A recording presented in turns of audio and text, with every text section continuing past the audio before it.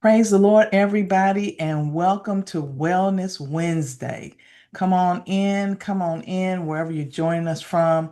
We know people are joining live from Facebook and from YouTube, and we want to welcome you tonight on this special night. We have a wonderful guest joining us, and we're going to pick up from where we left off last week. And when I tell you, people are still talking about last week's Wellness Wednesday. So let's kind of talk about what it is for those who are new tonight. We created Wellness Wednesday as a part of BJM Dementia Services and in partnership as an ambassador for Alta Dementia. And what do? We want to create a place where people can fellowship, can gather, they can have fun while learning, they can have their felt needs met, and they can receive the word of God and feel like they've been heard. So people give us topics and tell us things that they are concerned about. We pray for people on a regular basis. We have a group for them to share. And this is designed for people who are living with dementia and their care partners or caregivers. And so that's what we're here to do tonight. Now, we do have a disclaimer, and we always share it just for those who are new. And that is basically what it's saying is that we do not replace your primary care physician, your any doctor that you're going to. We're not here to give you diagnosis. We are here to give you education and information. And so we are here to learn. We may have some fun things, and we adapt information from AARP's Staying Sharp and from Alta Dementia and their organization, and just different information like what we're going to have tonight, and people who bring information to us. So when we do assessments and things like that, there's different things that could bear witness or issue with, I won't say an issue, but that could have an effect on any assessments you do. It could be some emotional factors, environmental factors, social factors. So it's not always about your cognitive process. And it could be you could just be tired that day, or not had enough sleep, or maybe didn't eat enough, or dehydrated. It could be anything. So we are not diagnosing. We are here to help you on your journey, right? And to help people understand how to avoid getting dementia. As caregivers, we got to make sure we help you take care of yourself. And so, as we talked about last week, we always show the 6 pillars of brain health and how to stay healthy using AARP, Staying Sharp, and the Global Council of Brain Health.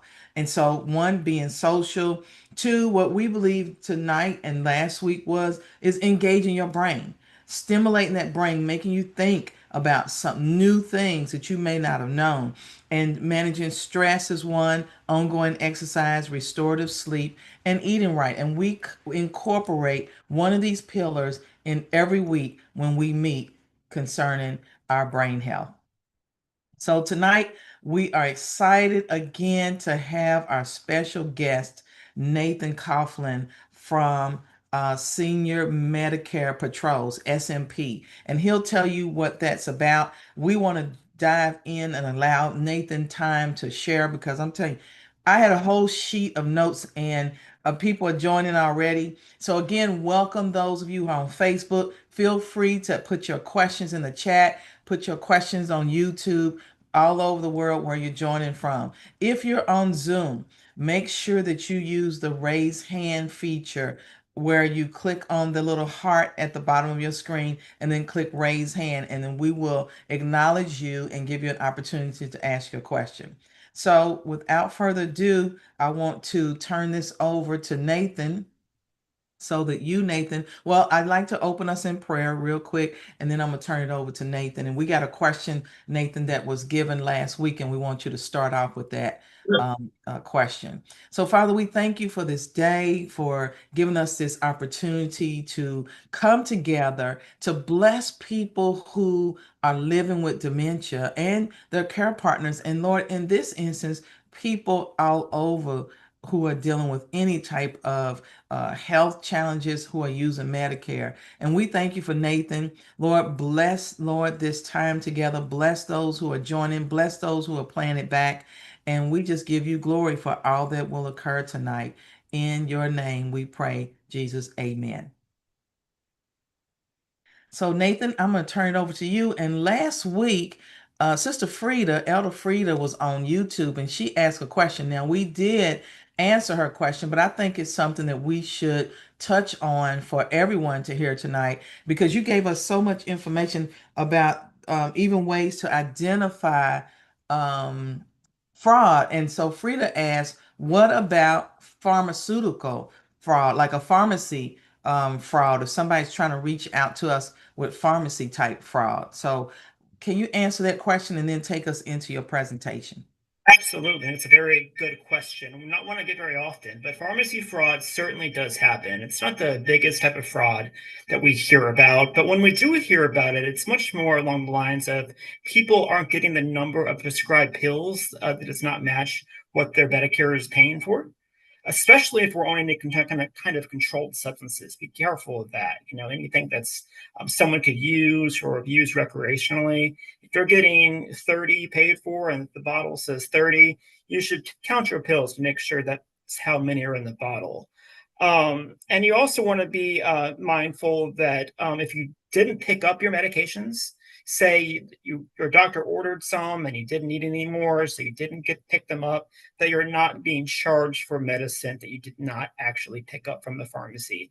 Just because the pharmacy fills it, you shouldn't be billed for it. Your Medicare or you shouldn't be paying for it until it's actually picked up from the pharmacy. Hmm.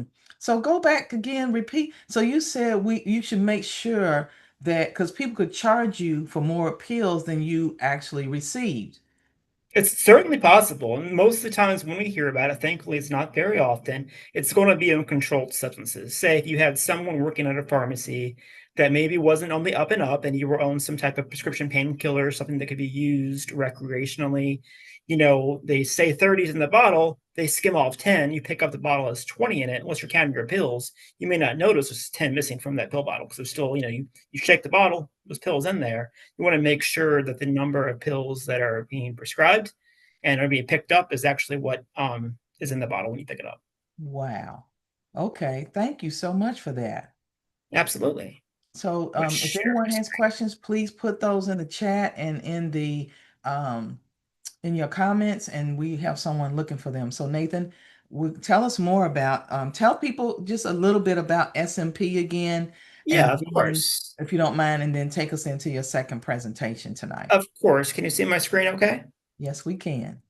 So some of you might have joined us last week, or you're watching the second part of my presentation. I'll briefly go over what SMP is and who I am, and then we'll talk more. Last week was more about Medicare fraud specifically.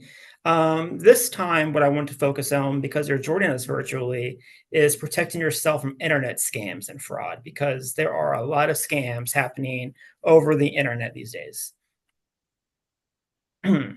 My name is Nathan Coflin. I am an S&P outreach specialist in the Atlanta, Georgia area.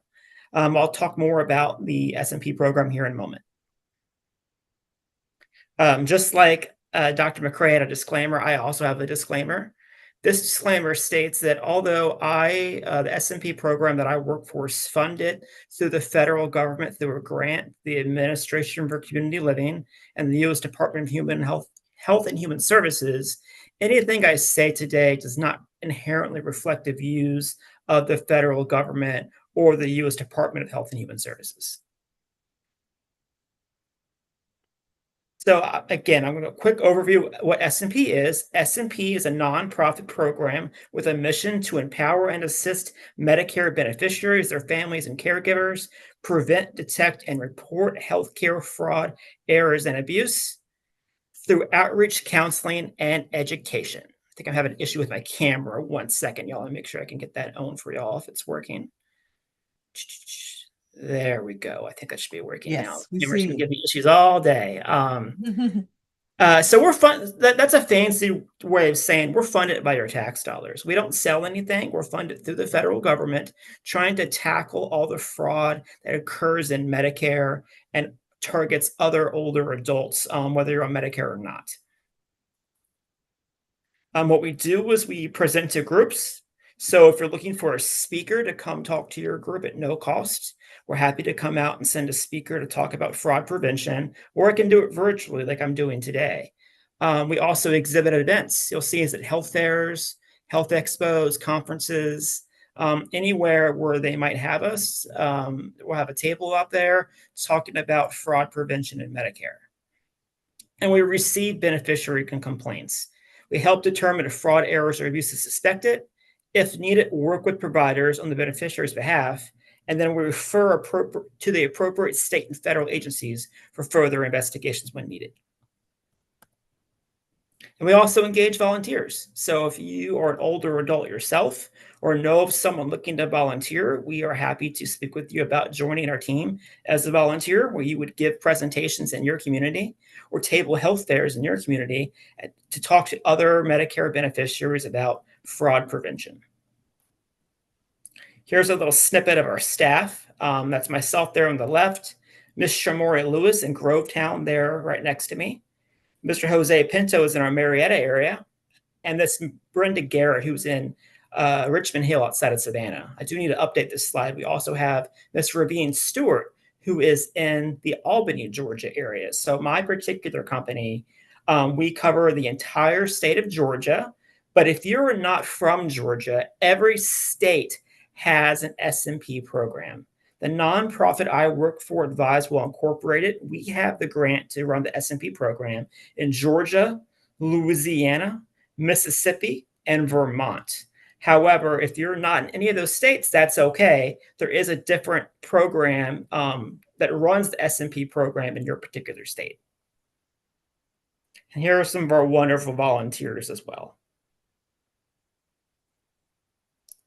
So we will get started talking about internet scams and fraud. I feel like everywhere I go, so many seniors tell me, Nathan, I don't even answer the phone anymore because I get so many scam calls.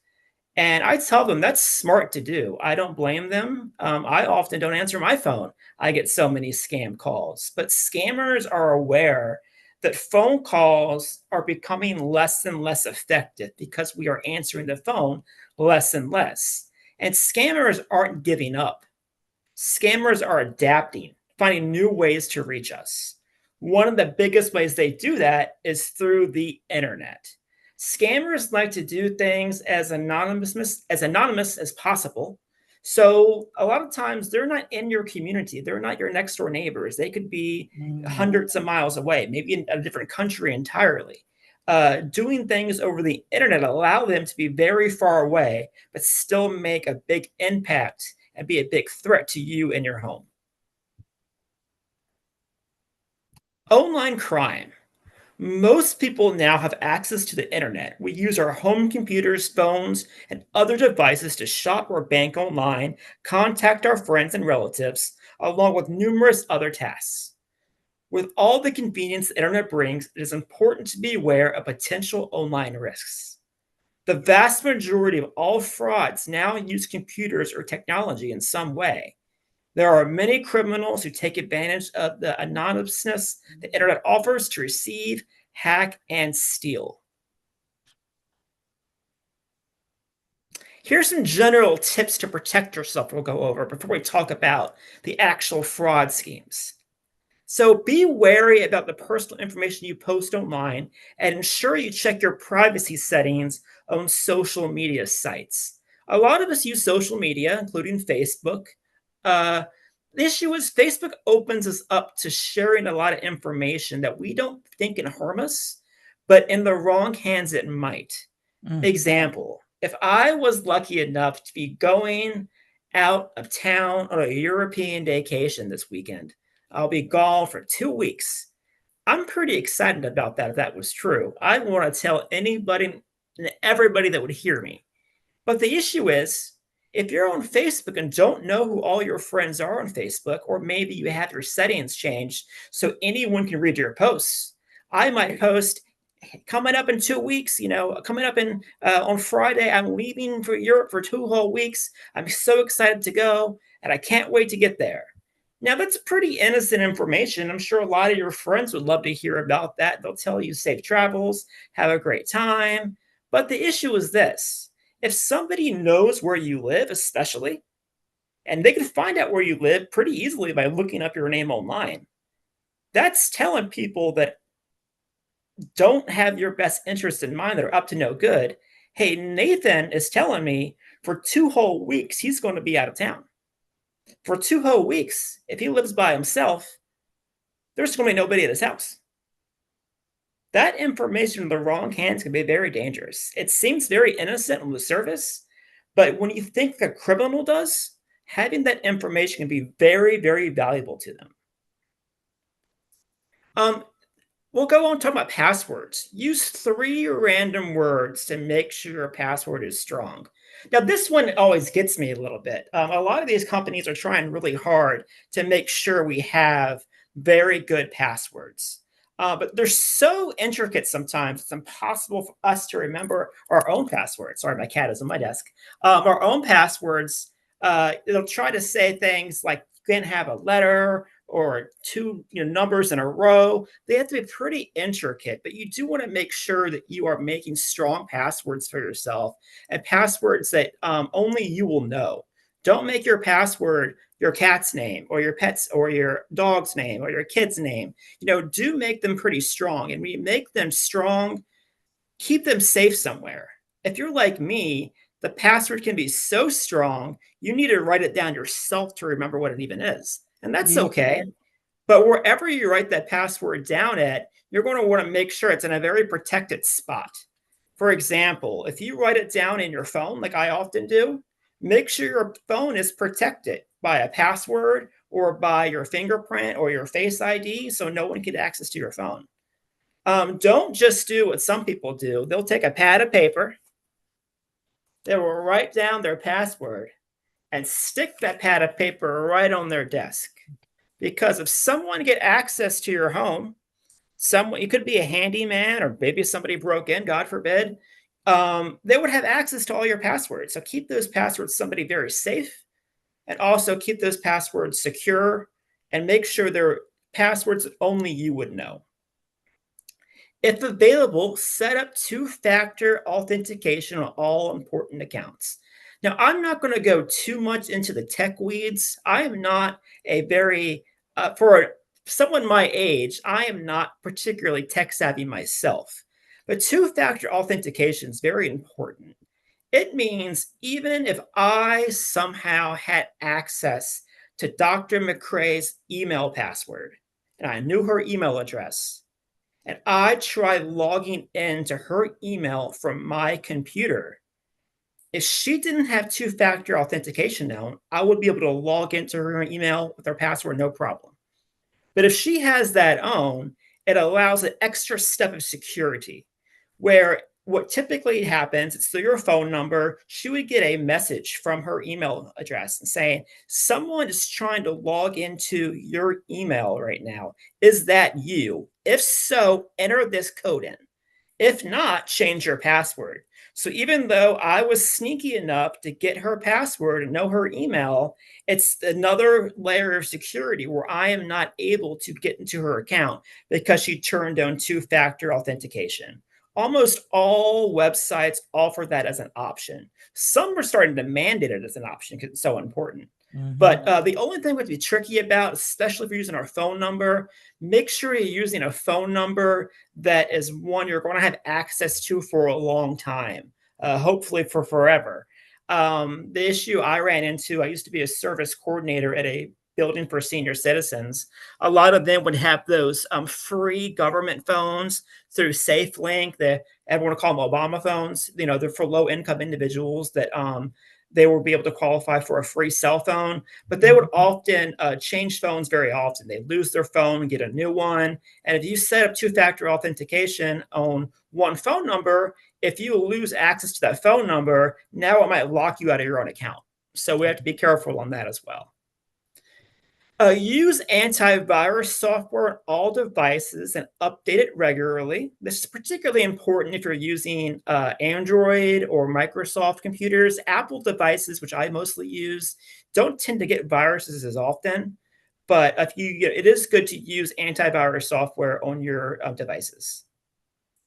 Update your software when new patches are released. That's very important. A lot of times, security bugs are detected, and companies come out and release a new software update to patch those security issues.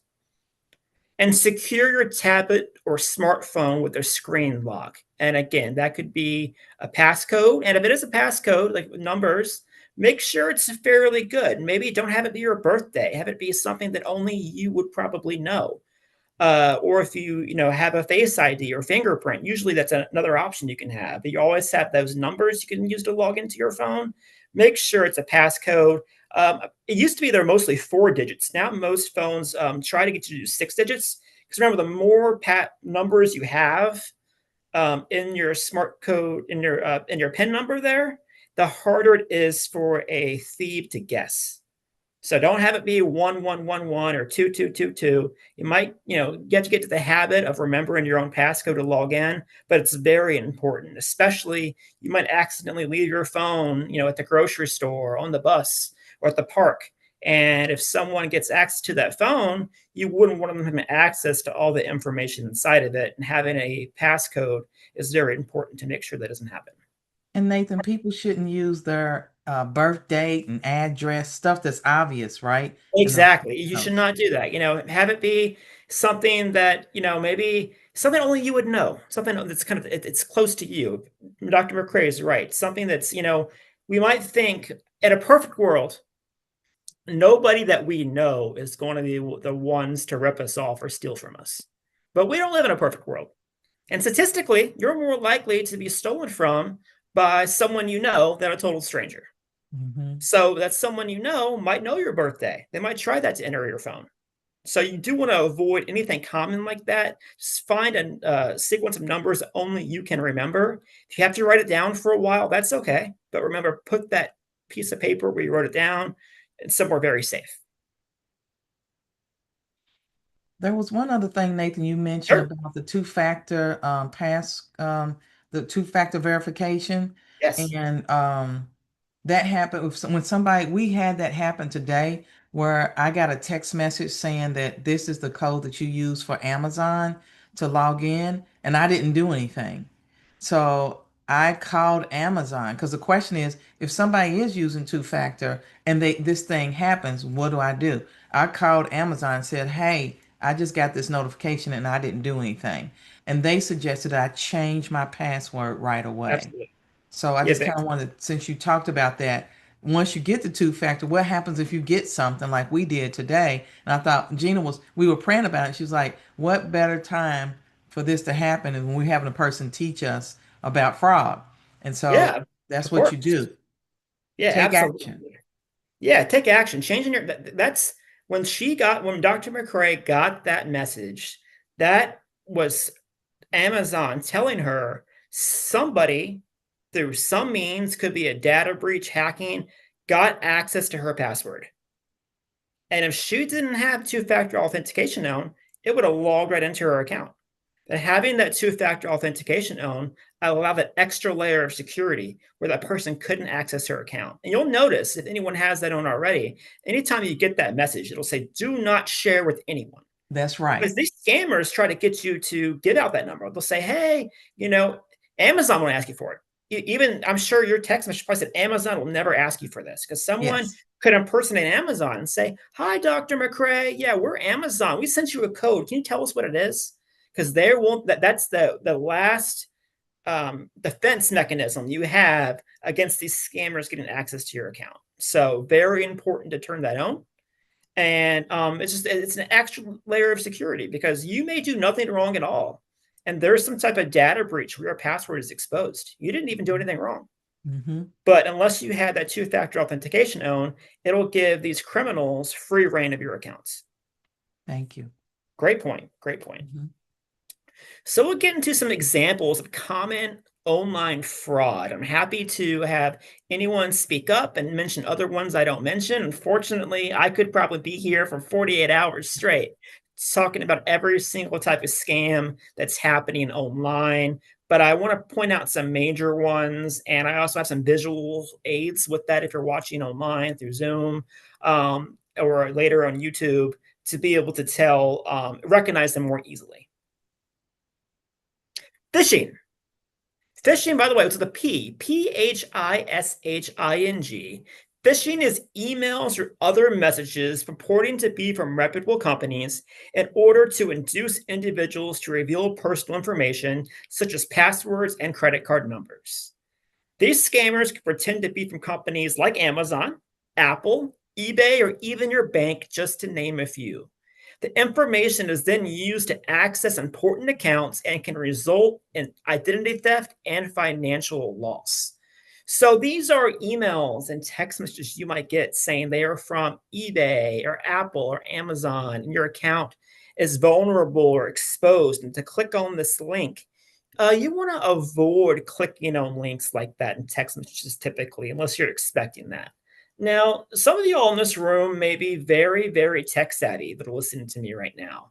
And you may be able to recognize the fraudulent link because it'll never be it won't say Amazon.com. It'll have a different letters and number combination. Maybe the word Amazon's in there somewhere. Maybe it's not. It just depends on the situation. But those links can be phishing links trying to get you to log in. I'll give an example. So I got a text message. This has probably been 2 or 3 months ago. It said, Bank of America, your account has been frozen for your protection. To unfreeze your account, click on this link to log in to secure your account. Now, I don't bank with Bank of America, so I knew that was not off the bat. I knew it wasn't legitimate. But I said to myself, if it was a bank that I bank with Navy Federal, I would probably give it a second look. And banks do that to protect yourself. If you're ever in an area where you're not usually in, say you're out of town, maybe if I'm in California, I'm not usually in California. I try to swipe my credit card in California. Sometimes my bank will say, Nathan's not usually in California. I wonder if this account is legitimate. Let's put a little freeze on his account till he confirms it's actually him. So banks do that legitimately, but scammers impersonate what the banks do legitimately. So I did. About probably a week later, I got a text message from Navy Federal telling me my account had been frozen for my protection. And I looked at it because I do have a Navy Federal account. And I said, this link doesn't look like a Navy Federal link, though. It didn't have NavyFed .org, whatever the actual website address is. It was like Navy.Fed.2. It looked funny. But I said, you know what? I'm pretty sure this is a scam. And I don't think anyone should click on this link. But because of what I do for my job to educate myself, I'm going to click on this link to see what happens. Even though at this point, I was already sure this was not a actual Navy Federal text messages. What the old saying, don't try this at home. Don't try this at home. Don't click on those links if you're you. But I tried it because it's part of my job, right? And what happened is it sent me to a website that looked exactly like the actual Navy Federal website. It was an identical copy, but it was not the actual Navy Federal website. And if I were to have logged in to that Navy Federal fake website with my legitimate username and password, that would have sent my username and password to whatever scammer was running that website. And they would have had dollar signs in their eyes, like a cartoon. I bet you within minutes, if not seconds, they would have been taking my username and my password and trying to log into my actual bank account. And what could have protected me is what? Two-factor authentication.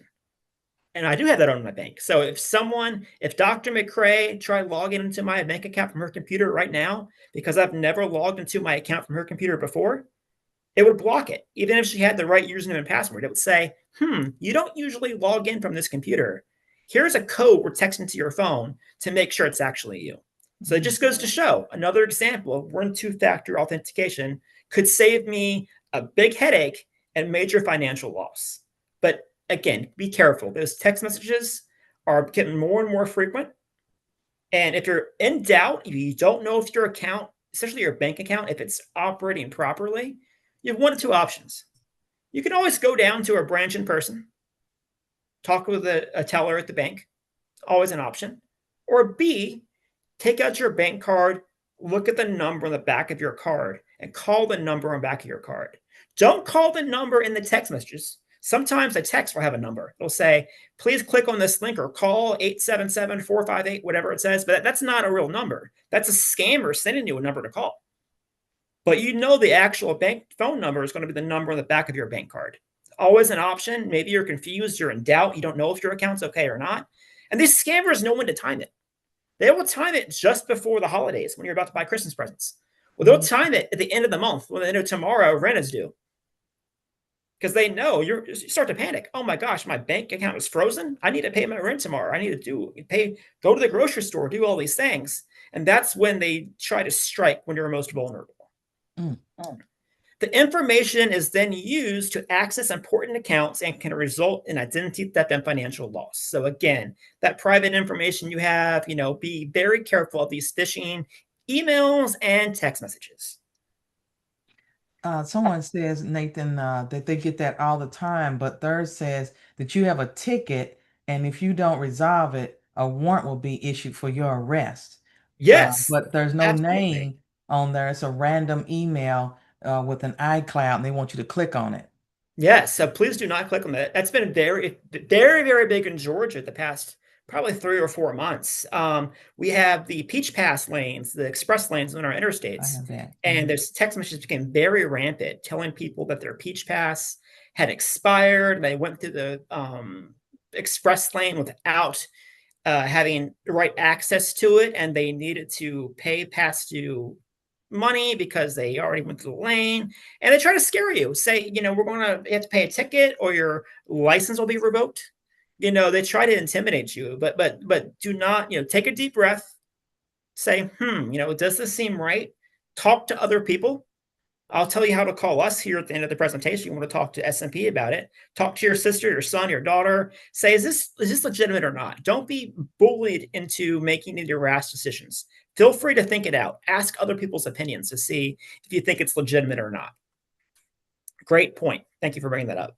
And for those who need a Bible verse, don't be too proud to tell somebody if you don't know or ask for help. Because what does the Bible say? Pride goes before destruction and a haughty spirit before a fall. This is not a time to be ashamed or prideful.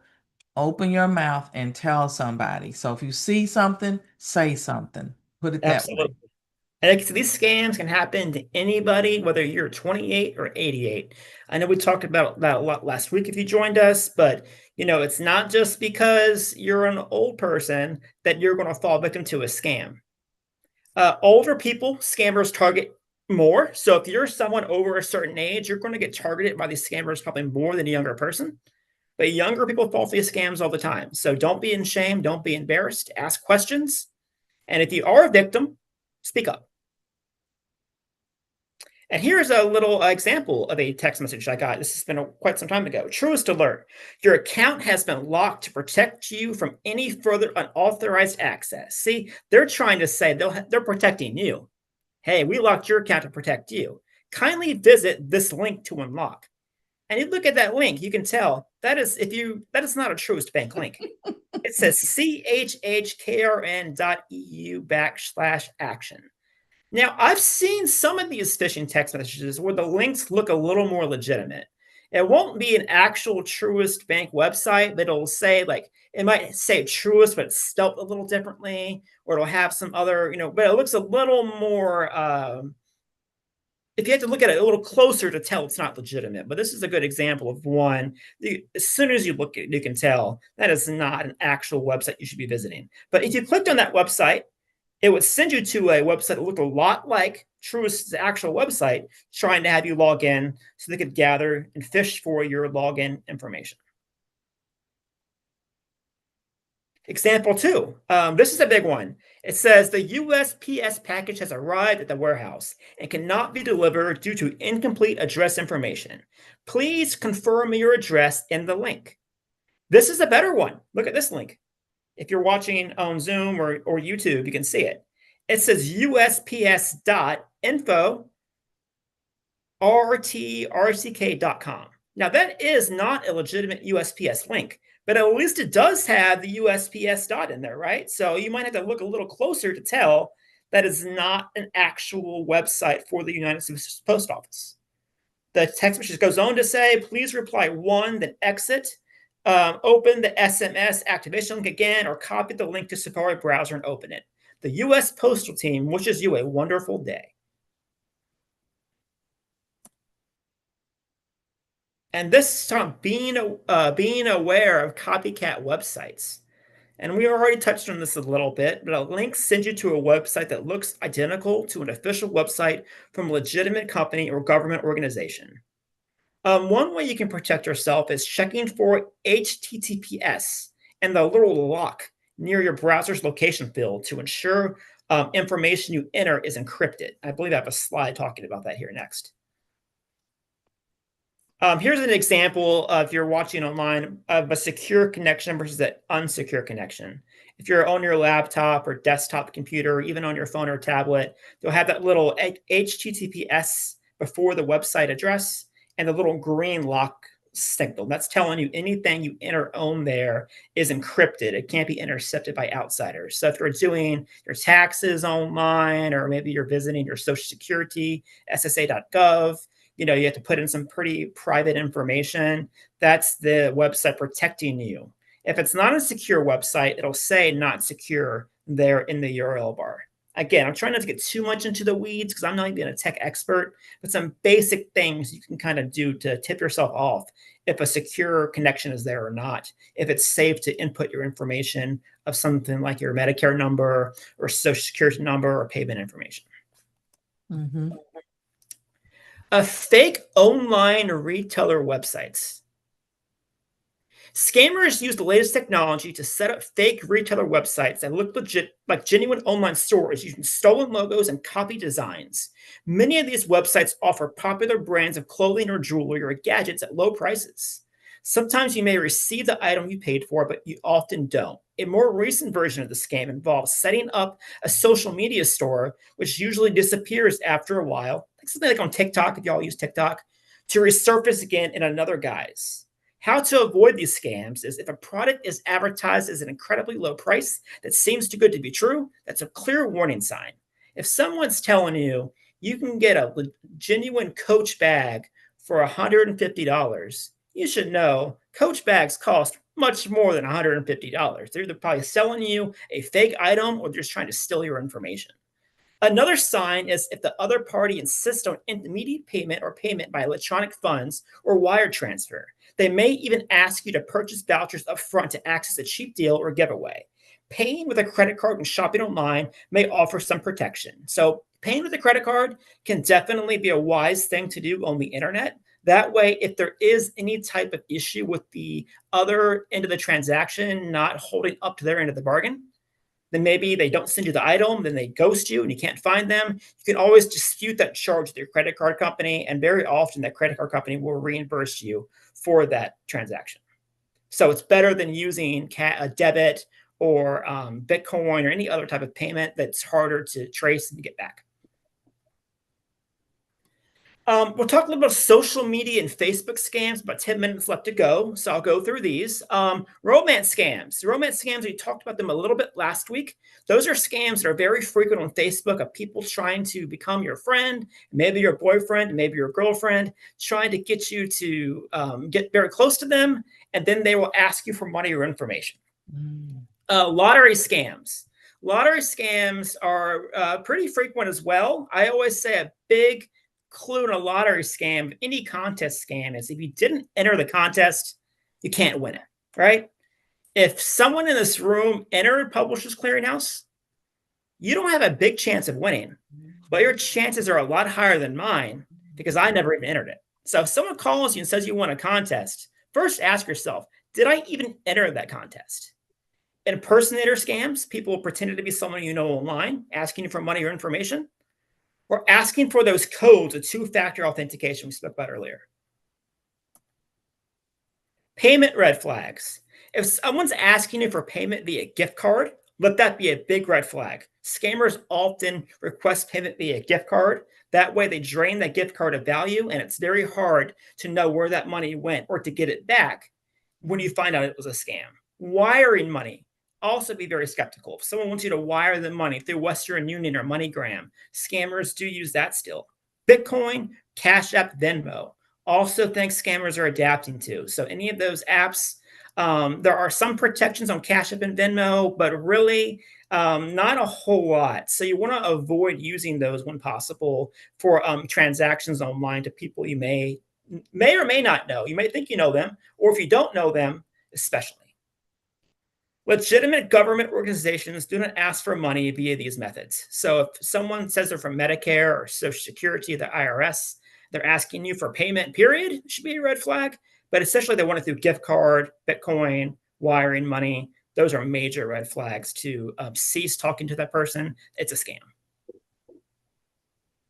Computer software fraud. You might receive a phone call from someone claiming to be from tech support, like a company like Microsoft or Apple.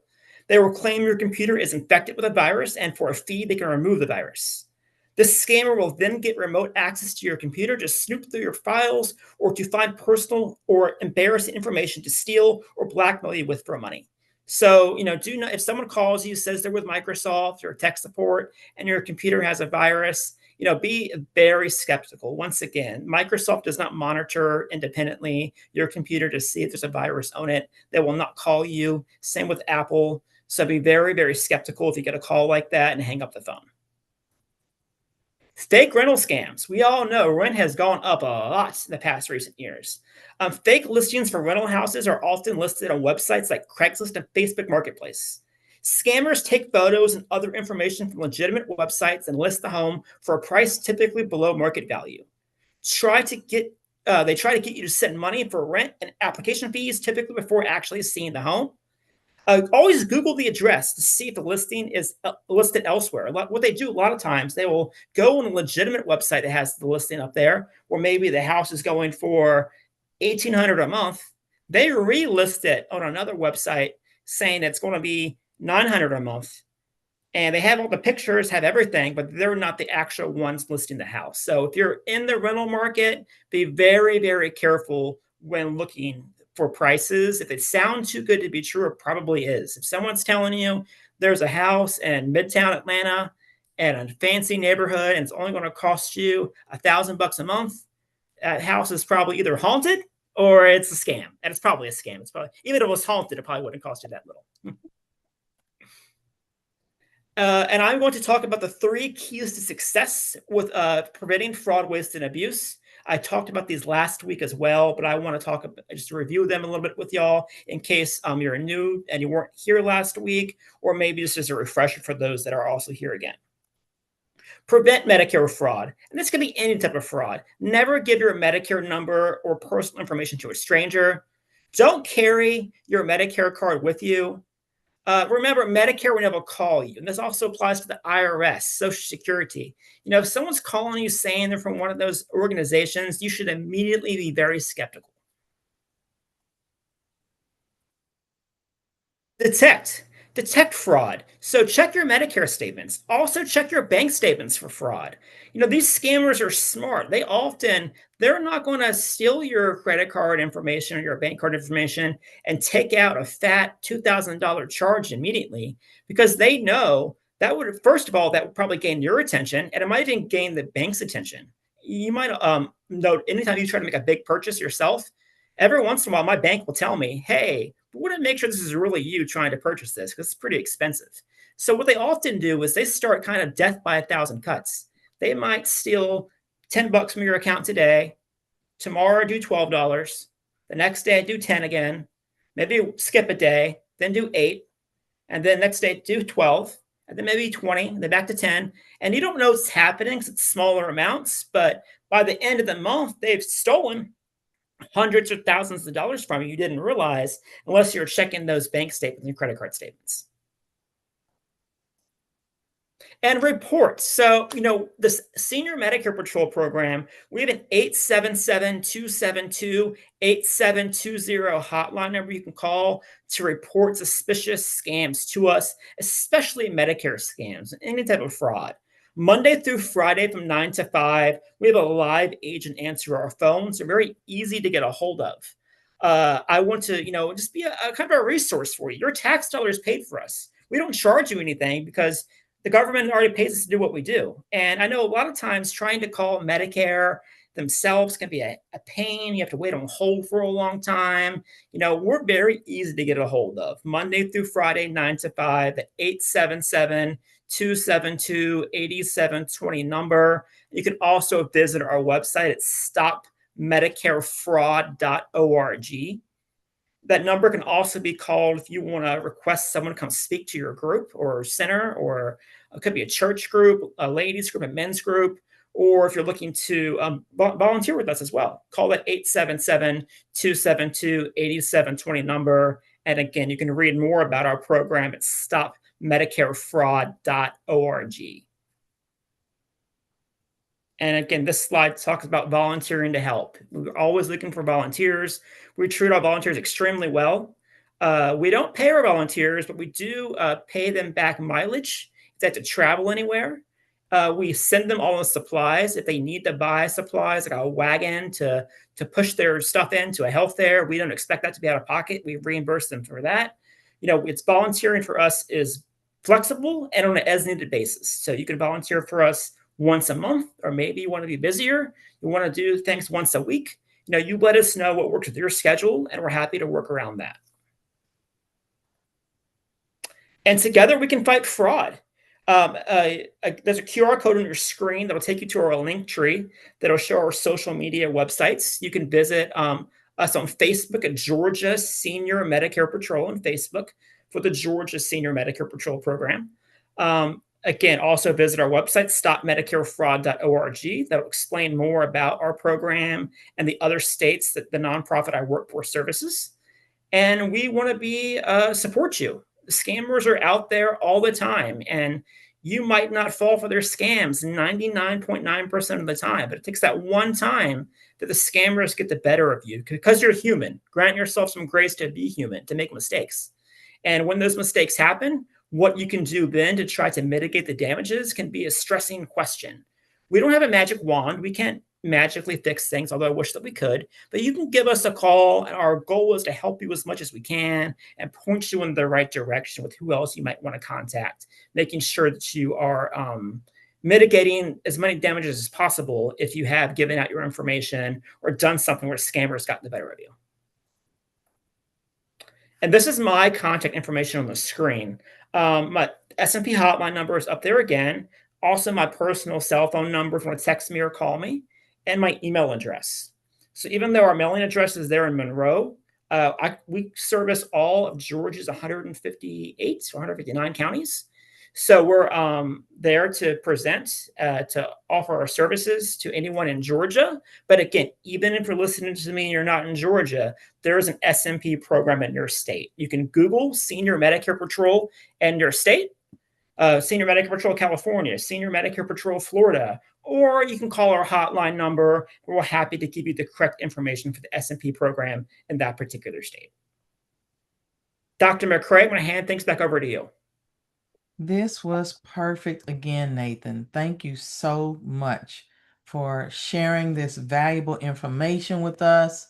I hope and pray you all were blessed as I was and as informed. I have again some great information here. I know we're very close to our time, but again, if you don't see your state even on Facebook, you got Nathan's contact information. Again, that's 877-272-8720.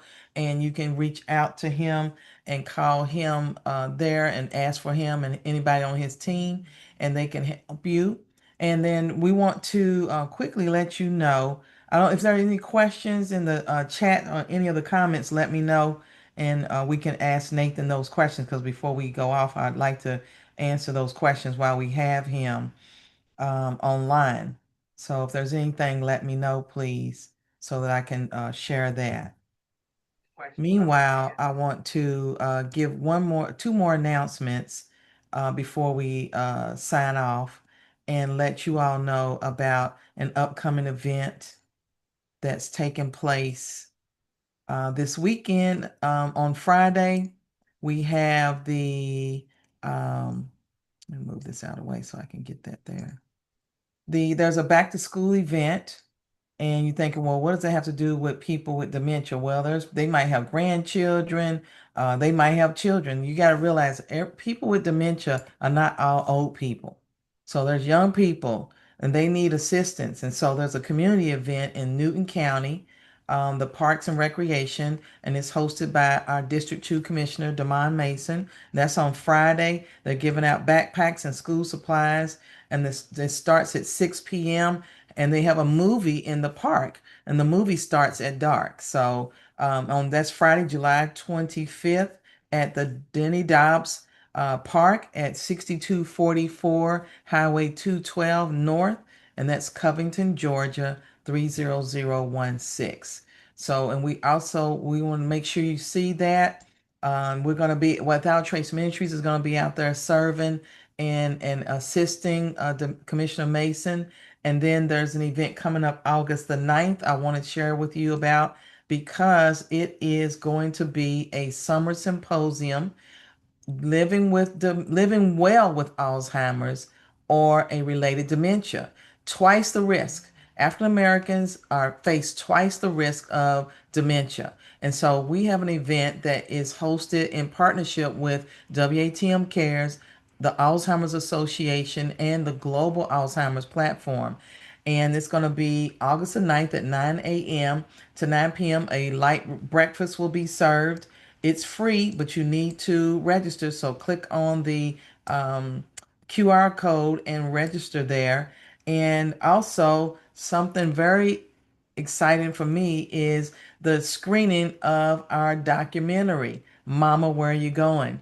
C. Nathaniel Brown is the one that has done this for us, a producer and director, and it's also part with my directing too. And I'm so excited. It's accompanying my book, Mama, Where Are You Going? So that's again, it's August the 9th. If you can come out and support us, you've been part of this Wellness Wednesday journey with us. We sure would hope that you would be there. All of our Alta Dementia partners. So this is at St. Paul. They are sponsoring it and giving us the facility. We have to mention and thank God for St. Paul AME Church right there in Covington, Georgia on 13108 Brown Bridge Road.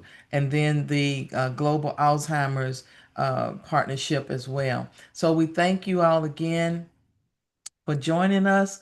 Please share your prayer requests. Go to our Facebook page at Keep the Fire Burning, and you can put your your questions there, your comments, and on YouTube. Thank you for joining from wherever you are right now, live. And Nathan, I cannot thank you enough for how awesome you are. I know we've already talked about some other things we're going to do together this year, and I'm excited to work with you. Thank you, Nathan, You as so well, much. Dr. Gray. Thank you so much. I really appreciate y'all having me. Thank you. Any questions or comments, Gina, that you saw? No, nothing was in the chat other than appreciation for the information. You're very welcome. And again, if you're like me, maybe you don't have any questions right now, but a question comes up later, use that hotline number, that 877-272-8720 number as a resource for yourself. I don't typically answer the hotline number, but the ladies that do know just as much, if not more than I do. And if it is something more directed to me specifically, they will make sure that I get that message and call you back directly. Thank you so much, Nathan. Well, we want to say God bless you to everyone. May the Lord bless you and keep you. May his face shine upon you with grace, and may he give you his shalom, shalom peace. And listen, if you didn't think you could remember all of that, that's okay, because we have the slides, we have Nathan, you have resources. So don't feel like you had to remember everything. We want to make sure we are here to help you. WATM cares, and so does SMP. So we're here for you. Don't worry about it. Just call out, reach out, and we'll help you. All right? God bless you, everyone, and have a good night. Good night, Nathan. Good night, y'all.